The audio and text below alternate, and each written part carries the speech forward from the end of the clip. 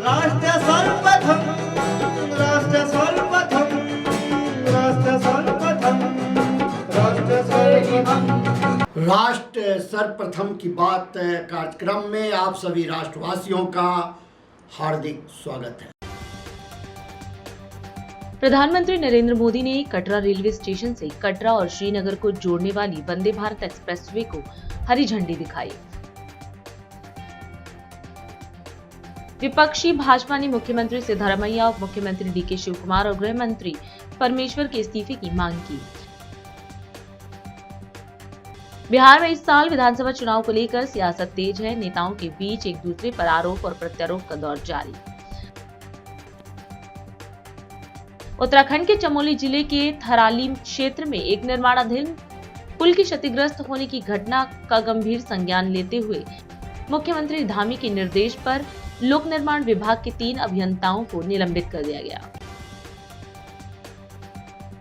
मणिपुर के इम्फाल पश्चिम और विष्णुपुर जिले से सुरक्षा बलों ने विभिन्न प्रतिबंधित संगठनों के 8 उग्रवादियों को गिरफ्तार कर लिया। विदेश मंत्री एस जयशंकर ने तुर्कमेनिस्तान, कजाकिस्तान, तजाकिस्तान और किर्गिज गणराज्य के अपने समकक्षों से मुलाकात की। आईटीओ स्थित राजस्व भवन के एक कमरे में आग लग गई। दिल्ली अग्निशमन सेवा के अनुसार इस घटना में किसी के हताहत होने की खबर नहीं। आरएसएस के सरसंघ चालक मोहन भागवत ने भारतीयों से बाहरी और आंतरिक दोनों तरह के उभरते खतरों का सामना करने के लिए एकजुट आत्मनिर्भर बने रहने का आह्वान किया। प्रधानमंत्री नरेंद्र मोदी ने आज जम्मू कश्मीर के कटरा में 46,000 करोड़ रुपए से अधिक की विकास परियोजनाओं का उद्घाटन, शिलान्यास और लोकार्पण किया। इस दौरान उन्होंने कहा कि यह कार्यक्रम भारत की एकता और संकल्प का प्रतीक है। प्रधानमंत्री ने चिनाब और अंजी पुलों का उद्घाटन किया और वंदे भारत ट्रेनों को हरी झंडी दिखाई, जिससे कश्मीर घाटी अब भारत के रेल नेटवर्क से जुड़ गई है। माता वैष्णो देवी के आशीर्वाद से आज वादी कश्मीर भारत के रेल नेटवर्क से जुड़ गई है। मां भारती का वर्णन करते हुए हम श्रद्धा भाव से कहते आए हैं, कश्मीर से कन्याकुमारी, ये अब रेलवे नेटवर्क के लिए भी हकीकत बन गया है। उधमपुर, श्रीनगर, बारामूला, ये रेल लाइन प्रोजेक्ट ये सिर्फ नाम नहीं है, ये जम्मू कश्मीर के नए सामर्थ्य की पहचान है। आज ही 2 नई वंदे भारत ट्रेनें जम्मू कश्मीर को मिली है। यहां जम्मू में नए मेडिकल कॉलेज का शिलान्यास हुआ है। 46,000 करोड़ रुपए के प्रोजेक्ट्स जम्मू और कश्मीर के विकास को नई गति देंगे। मैं आप सभी लोगों को विकास के नए दौर के लिए बहुत बहुत बधाई देता हूं। साथियों, जम्मू कश्मीर की अनेक पीढ़ियां रेल कनेक्टिविटी का सपना देखते देखते गुजर गई। आज जम्मू कश्मीर के लाखों लोगों का सपना पूरा हुआ है। और ये भी हकीकत है, जितने अच्छे काम है ना, वो मेरे लिए ही बाकी रहे हैं। साथियों,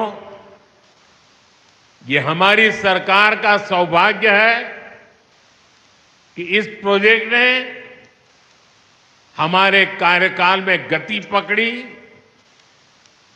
और हमने इसे पूरा करके दिखाया।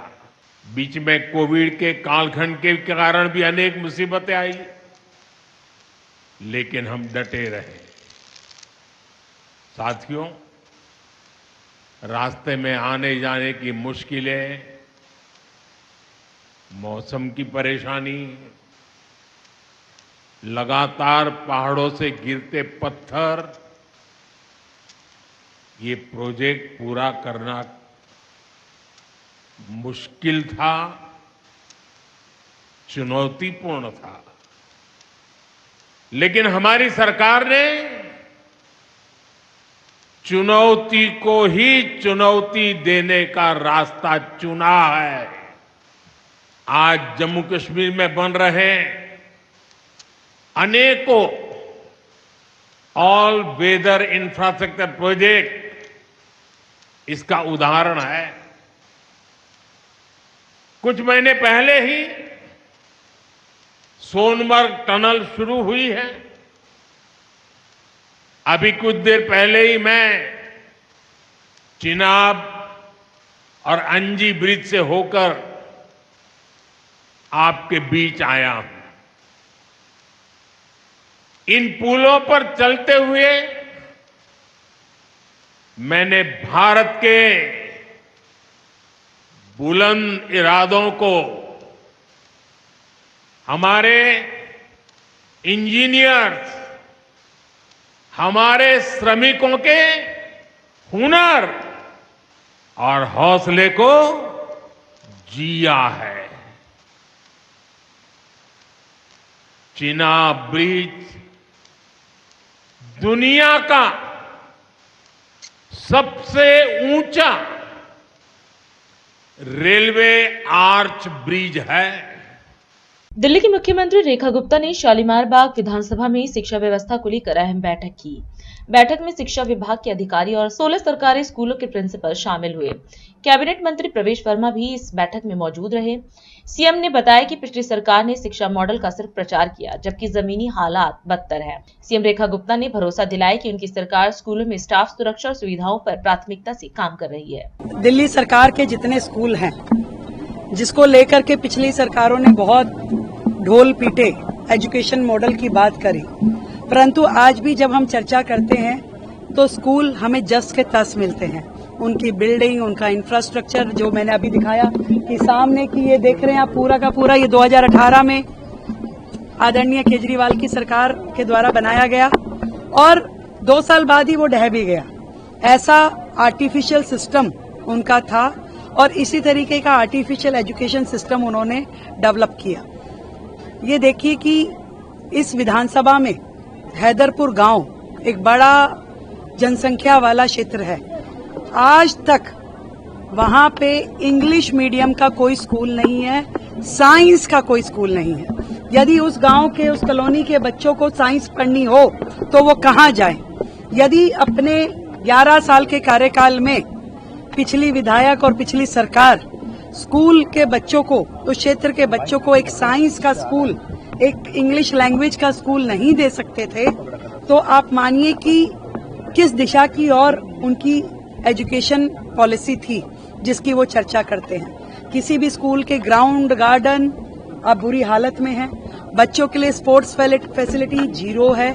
इसी तरीके से हर चीज में सिक्योरिटी से लेकर के और सैनिटेशन तक स्कूलों की सुविधाएं नहीं है। वहां पर स्टाफ की कमी है।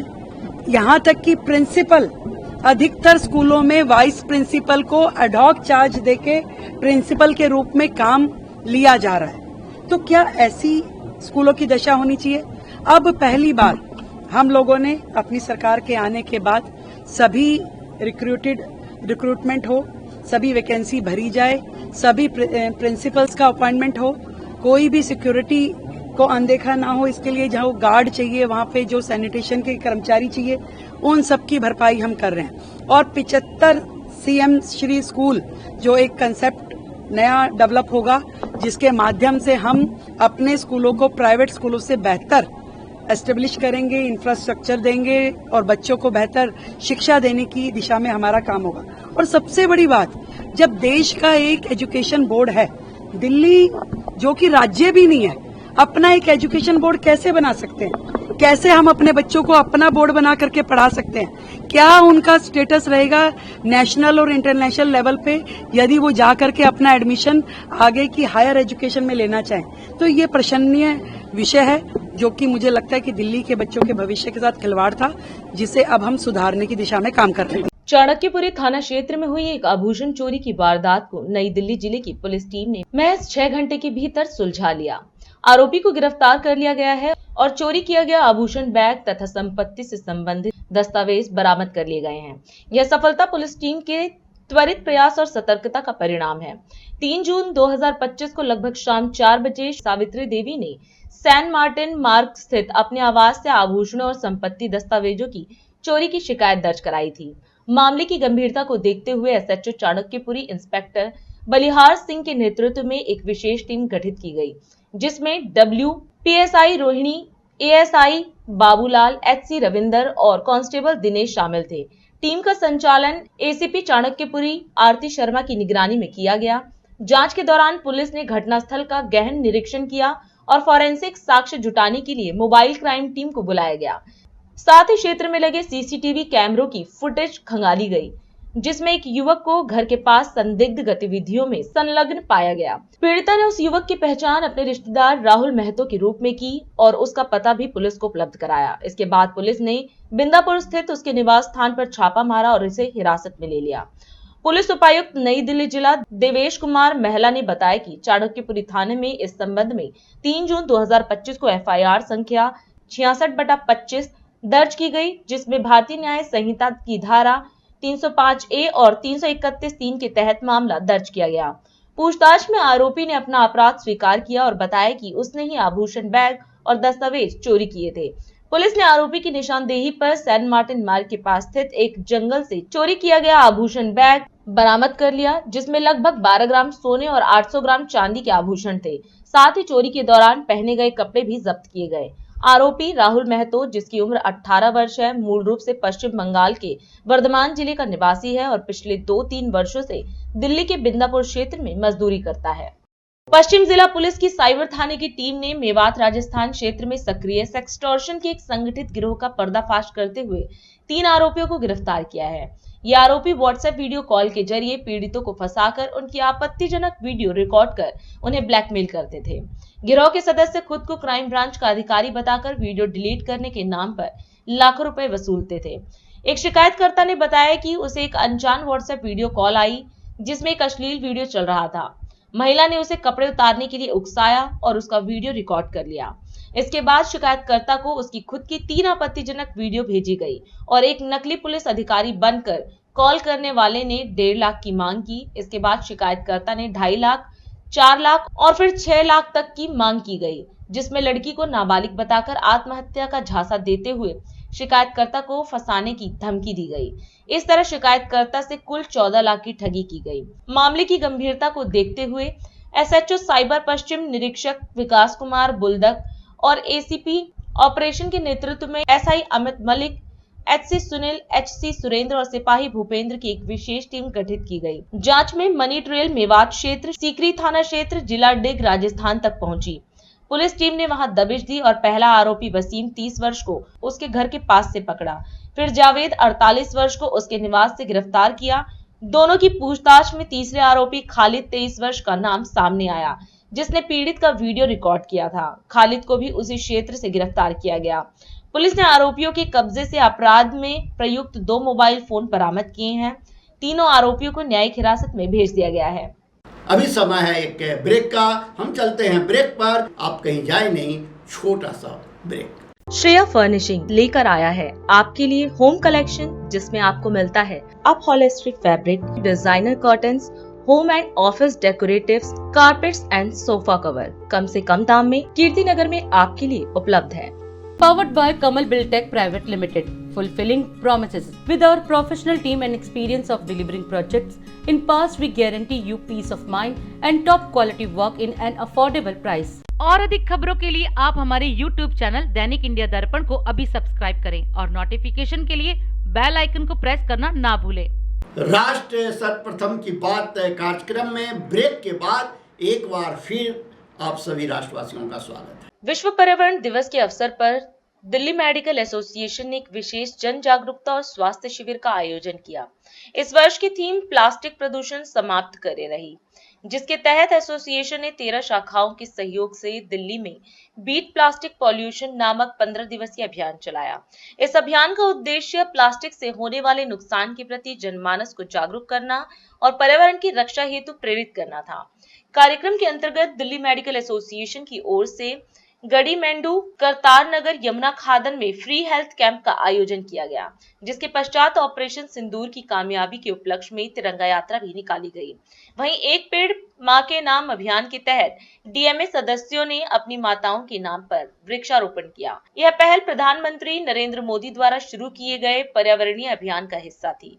इस अवसर पर महंत नवल किशोर दास जी, राजा इकबाल सिंह दिल्ली के मेयर, अजय महावर विधायक गोंडा, डॉक्टर अनिल गोयल विधायक कृष्णानगर, डॉक्टर विनय अग्रवाल पूर्व राष्ट्रीय अध्यक्ष समेत कई विशिष्ट अतिथि उपस्थित रहे। इस अवसर पर डीएमए अध्यक्ष डॉक्टर गिरीश त्यागी ने कहा कि संगठन सरकार की योजनाओं, विशेष रूप से यमुना सफाई अभियान के साथ मिलकर काम करने को प्रतिबद्ध है।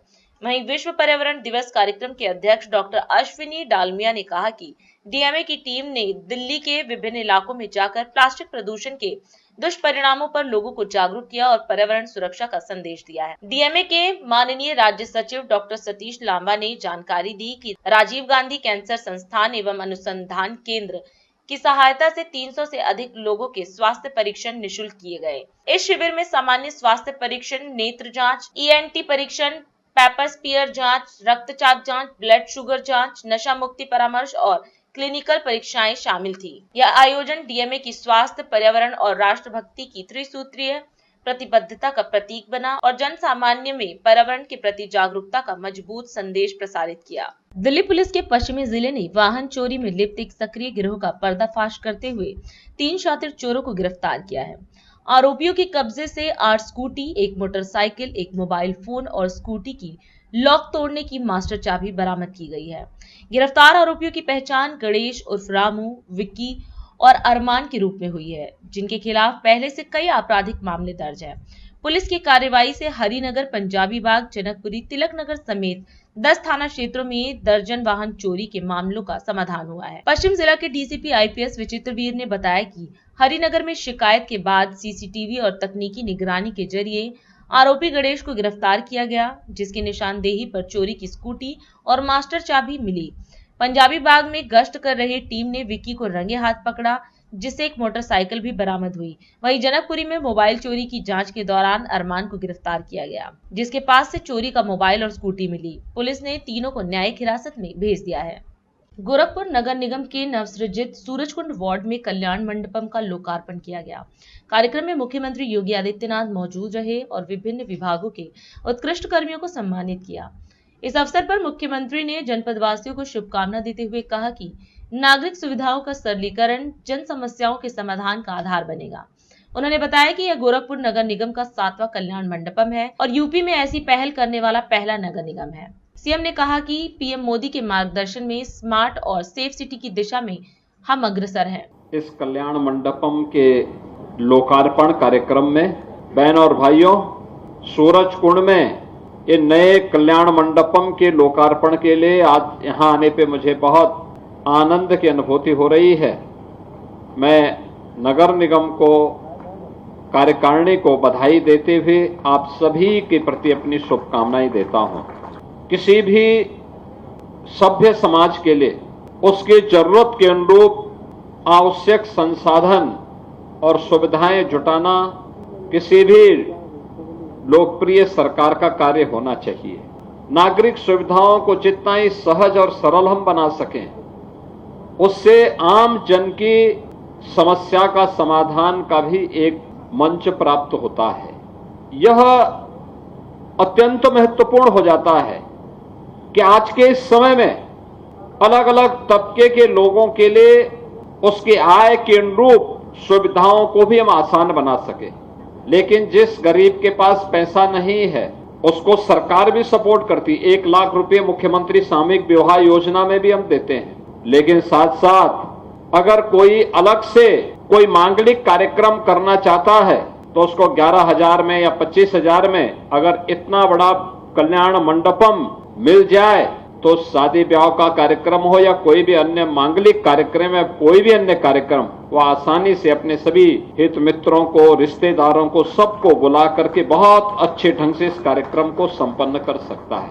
और मुझे अच्छा लगा कि गोरखपुर नगर निगम प्रदेश का पहला नगर निगम है जिसने ये पहल प्रारंभ की, और आप गोरखपुर नगर निगम में ये 7वां कल्याण मंडपम बन रहा है, जिसमें से एक का पहले लोकार्पण हो गया है और दूसरा ये अभी इसका लोकार्पण हो रहा है।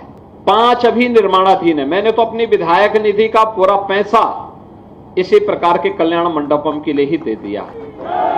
ये महानगर के अंदर अलग अलग स्थानों पर बन रहे हैं। कोई बिछिया में बन रहा है, कोई राप्ती नगर में बन रहा है, कोई अलग अलग जगहों पर उनके निर्माण का कार्यक्रम मानबेला, मोरीपुर, नकहा, राप्ती नगर, बिछिया, ये 5 स्थानों पर यह कार्य हम लोग कर रहे हैं और भी कर रहे हैं, जिससे महानगर के अंदर किसी भी मोहल्ले में, गरीब हो या अमीर, कोई भी सार्वजनिक कार्यक्रम करना हो उसके लिए आसान हो सके, सुविधा संपन्न हो सके, और वह भी उस अपने सार्वजनिक कार्यक्रम को बहुत मनोयोग के साथ, उत्साह और उमंग के माहौल में आयोजित कर सके। इसमें लगभग 250-300 लोगों के लिए बैठने के लिए सभागार है, किचन भी है, ऊपर भी सभागार भी है, 6 अटैच रूम भी हैं जो सभी एसी हैं। ये सभी आंगन, जितना बड़ा एक कार्यक्रम यहाँ पे हो रहा है, इस पूरा आंगन पार्किंग के लिए भी है और अतिथियों के स्वागत सत्कार के लिए भी है। नगर निगम जैसी संस्थाएं नगर निकायों के लिए एक मानक बन सकती है। आज प्रधानमंत्री मोदी जी का विजन स्मार्ट सिटी का, और स्मार्ट सिटी को सेफ सिटी में भी बदलना। सेफ सिटी का मतलब जहां हर व्यक्ति को, बेटी हो, व्यापारी हो, सामान्य नागरिक हो, बुजुर्ग हो, बच्चे हो, हर व्यक्ति अपने आप को सुरक्षित महसूस कर सके। नई दिल्ली में कांग्रेस मुख्यालय से पार्टी प्रवक्ता सुप्रेश नेत ने सरकार पर विदेश नीति को लेकर बड़ा हमला बोला। उन्होंने कहा कि देश की संप्रभुता पर सवाल उठाना बर्दाश्त नहीं किया जा सकता, लेकिन सरकार की विफल विदेश नीति के कारण भारत का दुनिया में अपमान हो रहा है। साथ ही उन्होंने कहा कि G7 में भारत को नहीं बुलाया गया, जबकि पाकिस्तान को वैश्विक मंच मिल रहे हैं। इस मंच के माध्यम से आज हम एक बहुत बड़ी चिंता आपके साथ साझा करना आए हैं, क्योंकि इस देश के सम्मान में ठेस पहुंचे, इस देश की संप्रभुता पर सवाल उठे, यह कतई बर्दाश्त नहीं किया जा सकता है। कंप्लीटली फेल्ड फॉरेन पॉलिसी के कारण इस देश का दुनिया में अपमान हो रहा है। कनाडा जैसा देश हमें G7 का इनवाइट नहीं भेजता है। ट्रंप बार बार सीज फायर का श्रेय ले चुके हैं, और असलियत अब यह है कि ट्रंप को छोड़कर अब बाकी देश, कल रूस ने भी माना कि ट्रंप ने हमारे बीच मध्यस्थता करी थी और उनके कारण सीज फायर हुआ। असली बात यह है कि जिस पाकिस्तान को हमने टोटली दरकिनार कर दिया था, वो आज धड़ल्ले से हीरो बना घूम रहा है। उसको विश्व के तमाम मल्टीलैटरल एजेंसीज में प्रतिनिधित्व का मौका मिल रहा है, वो संयुक्त राष्ट्र में कमिटियों का चेयरपर्सन बन रहा है। असलियत यह है कि उसको मल्टीलैटरल एजेंसीज एक के बाद एक आर्थिक सहायता दे रही हैं और हम कुछ नहीं कर पा रहे हैं। तो इस देश के मन में बहुत सारे सवाल हैं और उन सवालों को उठाना हमारा काम है, क्योंकि यह वाकई में एक दुखद बात है कि 11 साल सत्ता में रहने के बाद, 90 से ज्यादा देशों की सैर करने के बाद, हमारी विफल विदेश नीति के चलते हमें हासिल कुछ भी ठोस नहीं हुआ है। तो अब सिर्फ अमेरिका ये नहीं कह रहा, रूस भी मान रहा है कि अमेरिका ने मध्यस्थता करके सीज फायर कराया। किसी को नहीं पता सीज फायर की क्या कंडीशन थी, किसी को नहीं पता सीज फायर क्यों कराया गया, किसी को नहीं पता हमारी सेना आक्रामक थी, उसके हाथ क्यों बांधे गए। लेकिन हमारी कूटनीति इस तरह विफल हो चुकी है कि जिस पाकिस्तान को हमने दरकिनार कर दिया था, और यह बहुत बड़ा हमारी फॉरेन पॉलिसी का 2014 के पहले अचीवमेंट था कि हमने पाकिस्तान को अलग थलग कर आतंकी मुल्क की तरह ट्रीट करना शुरू कर दिया था, और दुनिया भी पाकिस्तान को उसी नजर से देखती थी। हमारी सेना के शूरवीरों ने, हमारी सेना के शौर्य और पराक्रम ने पाकिस्तान को धूल चटा दी, लेकिन एकदम से सीज फायर करके मोदी जी की विफल नीति ने आज पाकिस्तान को हीरो बना दिया और वो दुनिया भर में धड़ल्ले से घूम रहा है। असलियत यह है कि आप IMF के $3 बिलियन से ज्यादा की एड को ना रुकवा पाए और ना एक भी मुल्क को अपने साथ इसके विरोध में खड़ा कर पाए। 1 जून को मोदी जी ADB के प्रमुख से मिलते हैं, 3 जून को ADB $800 मिलियन पाकिस्तान को दे देता है। वर्ल्ड बैंक पाकिस्तान को $40 बिलियन वहां पर निवेश करने जा रहा है। हम कुछ नहीं कर पा रहे हैं। पाकिस्तान संयुक्त राष्ट्र की उस समिति का उपाध्यक्ष बना है जो काउंटर टेररिज्म पर है। आतंकवाद के विरोध में जो समिति बनी है उसमें आतंकी मुल्क पाकिस्तान उपाध्यक्ष बना है और हम कुछ नहीं कर पा रहे हैं। बिल्ली अब दूध की रखवाली करने जा रही है। तो सवाल इस बात का है कि जब 27 तारीख को हमारा डेलीगेशन कुवैत पहुंचता है और वहां पर अपना पक्ष रखता है, तो कुवैत 28 तारीख को पाकिस्तान पर 19 साल के लगे वीजा प्रतिबंध को क्यों हटा देता है? और आज बड़े बड़े देश पाकिस्तान के साथ खड़े हुए उनके खेमे में क्यों नजर आ रहे हैं? मुख्यमंत्री पुष्कर सिंह धामी ने चमोली के थराली में अमर बलिदानी अशोक चक्र से सम्मानित वीर शहीद भवानी दत्त जोशी की स्मृति में आयोजित 3 दिवसीय शौर्य महोत्सव का शुभारंभ किया। मुख्यमंत्री ने शहीद स्मारक पर पुष्पांजलि अर्पित की और पौधारोपण भी किया। अपने संबोधन में उन्होंने कहा कि यह महोत्सव केवल श्रद्धांजलि नहीं बल्कि नई पीढ़ी को राष्ट्रभक्ति और वीरता की प्रेरणा देने का गौरवोत्सव है। उन्होंने कहा कि प्रधानमंत्री मोदी के नेतृत्व में भारतीय सेना का मनोबल बुलंद है और राज्य सरकार भी सैनिकों व उनके परिजनों के कल्याण हेतु निरंतर प्रयासरत है। शहीद भवानी दत्त जोशी जी की स्मृति में आयोजित शौर्य महोत्सव के अवसर पर बड़ी संख्या में उपस्थित मेरे सभी बड़े बुजुर्ग, आप सब जानते हैं जब हमारे सैनिक बहुत ऊंची ऊंचाइयों पर, बर्फ की चोटियों पर भारत माँ की रक्षा के लिए तैनात होते थे, उनको अच्छे बूट नहीं मिलते थे, अच्छे जैकेट नहीं मिलते थे, अच्छे खाने का सामान नहीं मिलता था।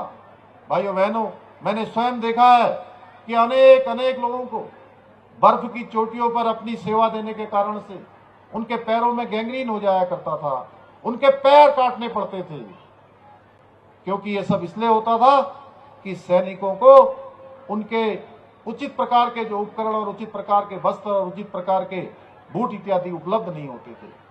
आदरणीय प्रधानमंत्री मोदी जी के प्रधानमंत्री बनते ही तमाम इस प्रकार की फैसिलिटी को तत्काल लागू किया गया। हमारे सैनिकों को जहां सुविधाएं दी गई वहीं उनके मनोबल को बढ़ाने का काम भी किया गया। आदरणीय प्रधानमंत्री जी के नेतृत्व में हमारे वीर सैनिकों द्वारा पहलगाम आतंकी हमले के बाद जिस प्रकार से ऑपरेशन सिंदूर के माध्यम से पाकिस्तान के अंदर पोषित होने वाले आतंकवाद और उन अड्डों को नेस्तनाबूद करने का काम हमारे सेनाओं ने किया, वो अद्वितीय है। हमारी सेना का जितना सम्मान किया जाए वो उतना कम है।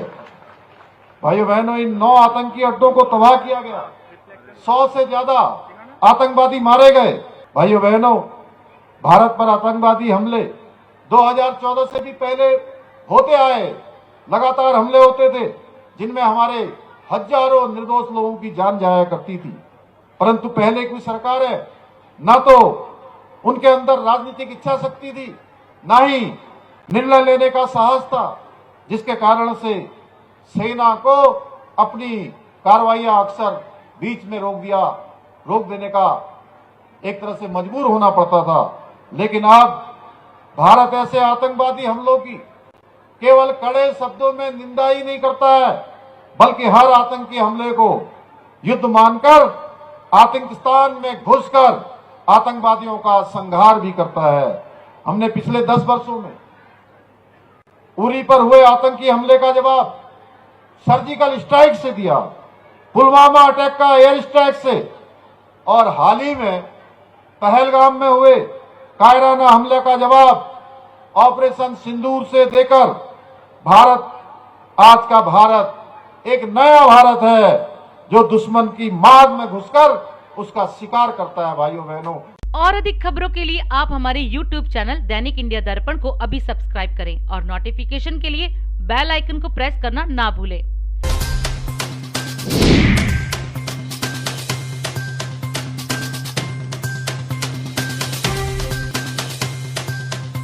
आज हम इस कार्यक्रम में आपसे विदा लेते हैं। आप अन्य खबरों के लिए बने रहें।